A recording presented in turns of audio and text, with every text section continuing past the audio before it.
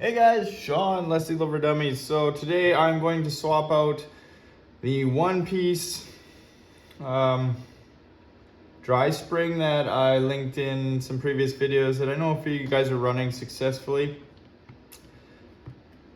And the reason for that is I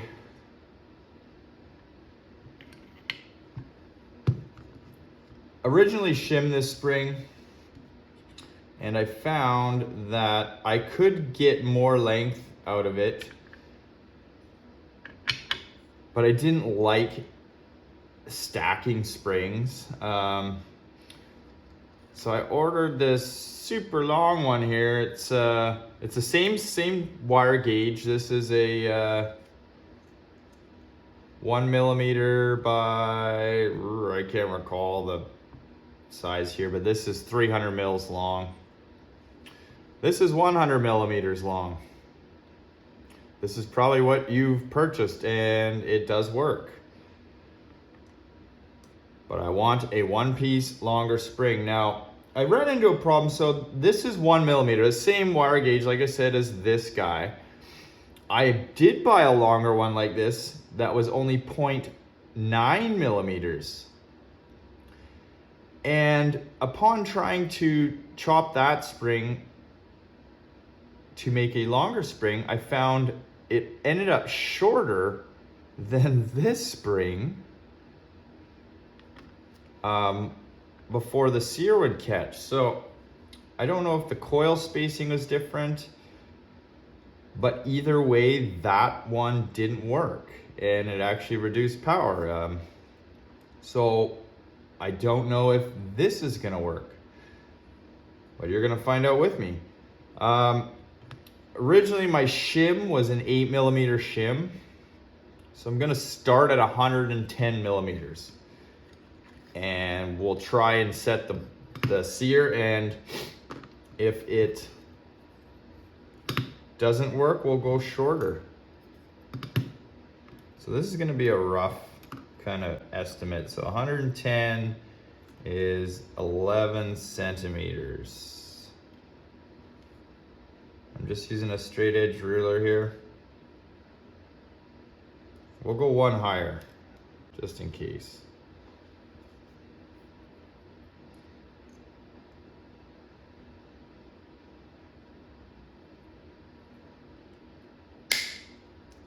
All right. I'm gonna double check that length here. And it's more like 112. Oh, never mind. No, it's 110. So when I clip that spring like that, see how this kind of leg kicks out here? Once I do that, I usually go down and just cut this last coil in half, just straight down.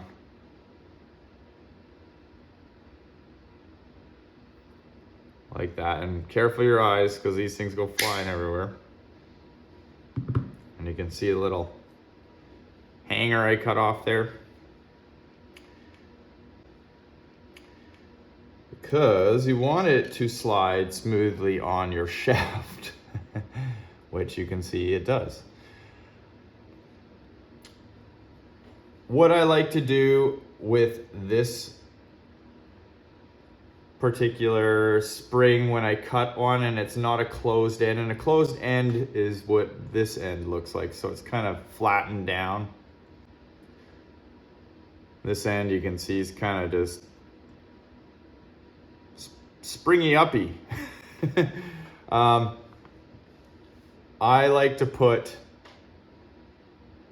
this end inside the bolt itself, and I put the nice clean end against this drive pin. So we'll load it in here. We'll see if I can set the sear. I'm already thinking I cannot. Just gonna move some of this stuff out of the way here. So what I want to be able to see here is be able to push this bolt back and this sear catches. If it does not, it's too long. You want it right at the maximum. I'll try and show you guys here.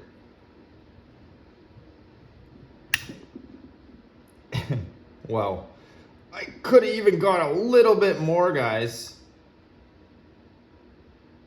But you can see how that locked in.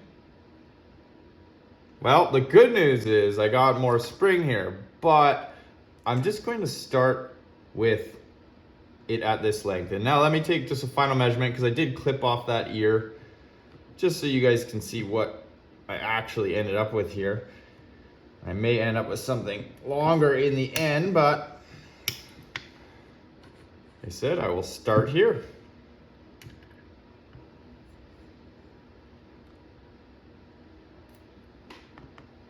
This spring, as I just demonstrated,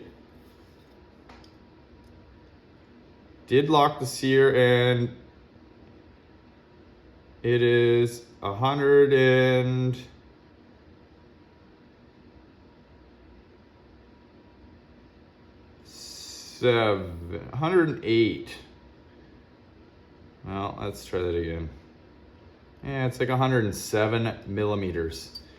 So after I clipped that last coil, I ended up shorter than my shim spring, but no worries, I got extras. And 1 millimeter may or may not make a difference, but it works, so I'm gonna use it. So it's as simple as reinstalling it. Again, I put the nice finished end down on this drive pin right there, and I put the cut end inside the hammer. Don't forget your bumper wherever I put it. There it is. Good time to lube your marker. Mine's got plenty of lube, so I'm not going to do that. Now let's just reinstall this. Put the marker back together. And we will go test fire.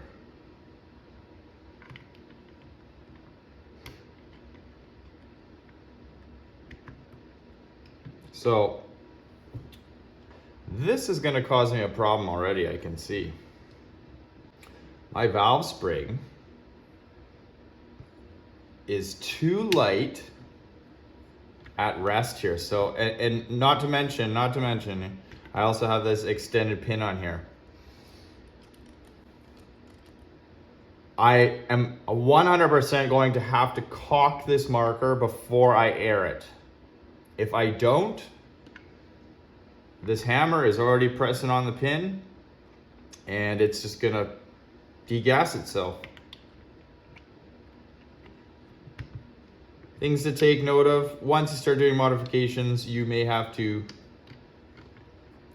mix up how your marker functions to you, and that's not a deal breaker. I usually do caulk my marker first, but just remember, if you go to use it, you could end up screwing yourself over. All right, silence.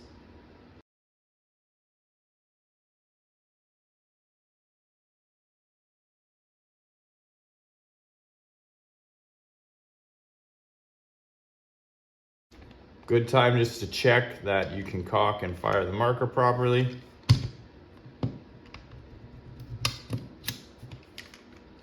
And there's no binding in this handle. This spring here, I'm gonna have to make a little washer for the face of it. It's starting to deform the end from having so much tension on this. It should be very simple. Just to notch a little flat washer and stick it in there so it can't pull through. Watch your fingers. Oh, she's hitting with some authority.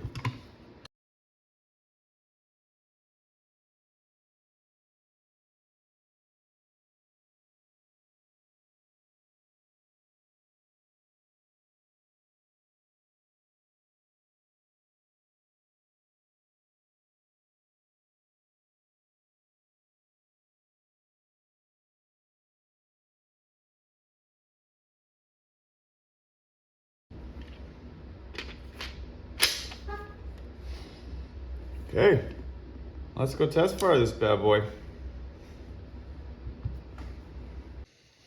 All right, so I got my 26 CI tank installed. This tank tested at 750 PSI. There is, I can't even read that, 2,500 PSI in this tank. I'm gonna test with HBA first so as not to waste any CO2 should there be a malfunction. Burner kinetics, 2.9 grams. Previously tested best in this barrel, in this marker, in my setup. I am using the MCS lock bolt. So I'm wondering, it stops your bolt from actually contacting the valve pin to start. So let's see if I can air it without it just blowing down the barrel. And it aired. Barely made a squeak. All right, so we'll cock the marker. There we go. See what it does.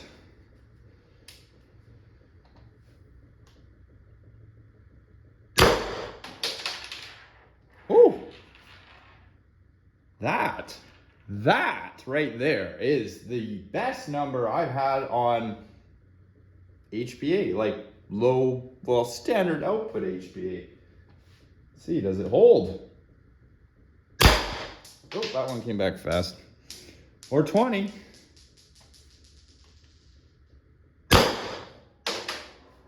Or 20.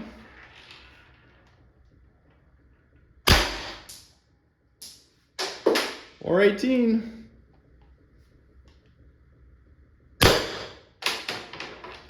Or 18, I imagine that's probably just the spring settling in a little. Seems to be holding strong there. That's still my best number on less than 800 PSI. Ooh, there's an odd one. 412.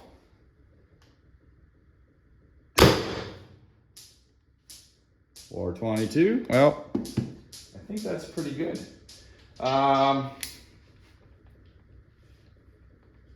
Let's try it on 1100. Obviously, that's where I saw my best number using HBA last time. So I'm just gonna run my home defense 24 on off. I'm gonna transfer it over. Best part about this adapter too, well, not only does it degas, is it leaves no tension on your pin. So you saw how easy that was to undo. You know, with the GOG, I do like the quick turn, but you're always engaging that pin and pressurizing your on-off, whereas this is limp, we'll call it. Also be using Home Defense 24 13 cubic inch. It is not quite 3,000. It looks to be about 2,500 too. And 1,100 PSI output. Nice thing about this bottle, all black, no gimmicky writing on it. The writing is something that really bugs me, so it's nice to see manufacturer just doing plain Jane.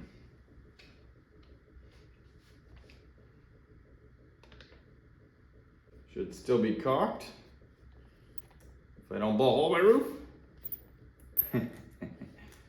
All right, 1,100. I should fix my trap first. I think my best with this bottle was like 454, the burning kinetic, so anything higher than that would be excellent. Oh, 454? I definitely didn't plan that, guys. Oh, there we go. There we go. Oh boy, 470. That tops I've seen on this marker. Very nice. Very nice. Damn. It's quite a bit louder now than it normally was. If you go back to my early videos with the TMC, I commented on how quiet this marker was. Not so quiet anymore. Let me got marbles this morning.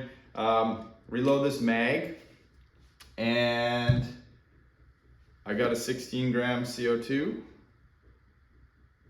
pre-warming in my pocket, and we'll see what CO2 does. My ultimate goal is to use this on CO2 and get 30 joules. Will we get that? Let's find out.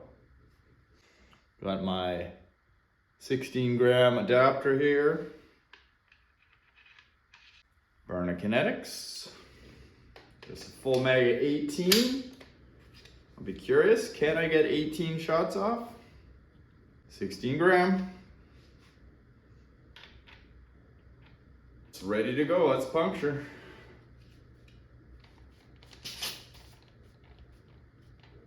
Ooh, that was a weird sensation.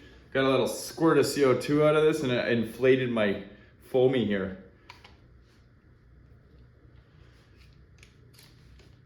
Let's rock and roll.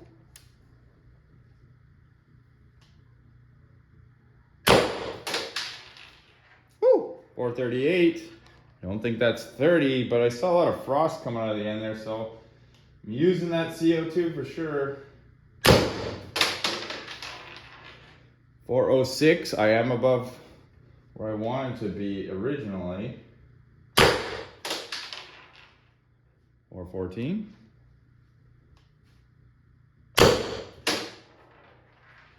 406, I think that's a good average. Let's see if I can get this mag off.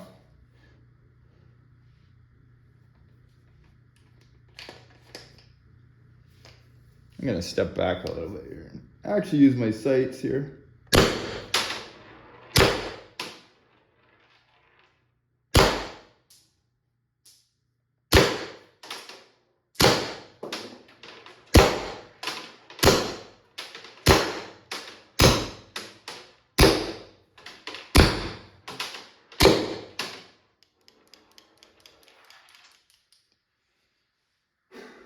Was that a jam?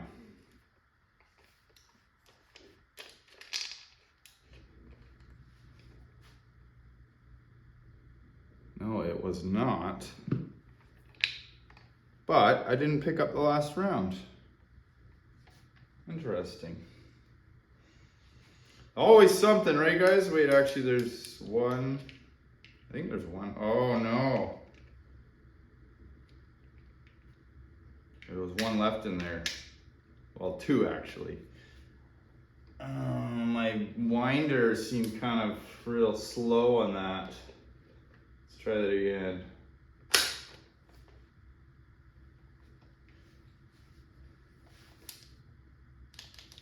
Oh yeah, I gotta cock it. I guess it might have been a jam. You know why? Because I got the bolt lock in there, the lock bolt. So interesting enough, that's the second jam I've had in a little while. And that might have to do with turning up the power a little bit. So maybe some changes need to be made, but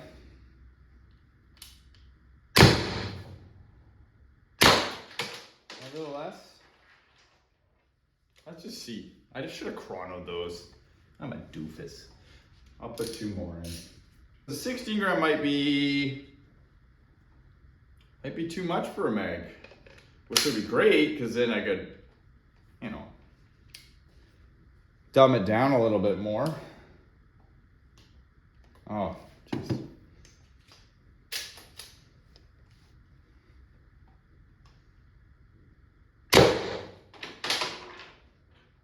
$346. Ooh, that last one there was kind of I could just tell by the way it sounded. Well, I'm thoroughly impressed. That was my best performance. Well, not my best performance, TMC's best performance yet. And there wasn't much CO2 left in that. So maybe 16 gram is the one if I want to do CO2. Well, let's finish this off. First of all, I will link that long one-piece spring in the video description down below. I think I'll put it in the community section too, that way it kind of gets stuck there, you know, so it's easy to scroll through that section and find the link sometimes. I mean, things to know, this marker isn't 100% stock.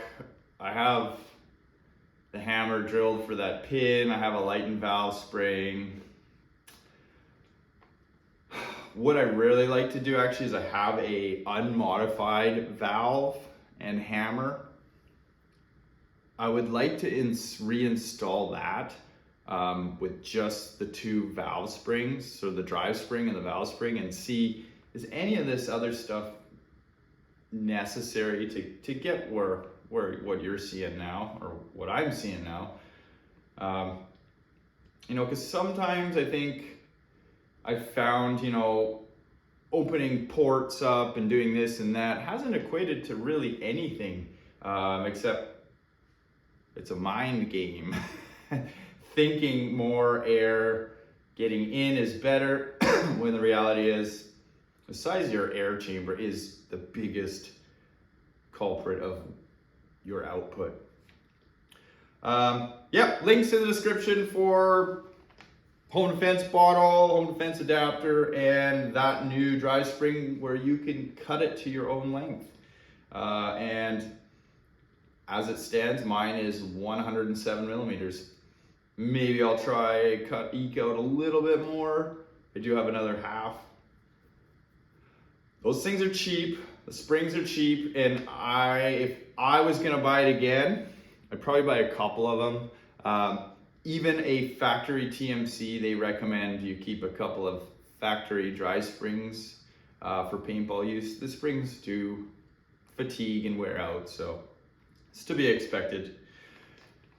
All right, guys, till next time.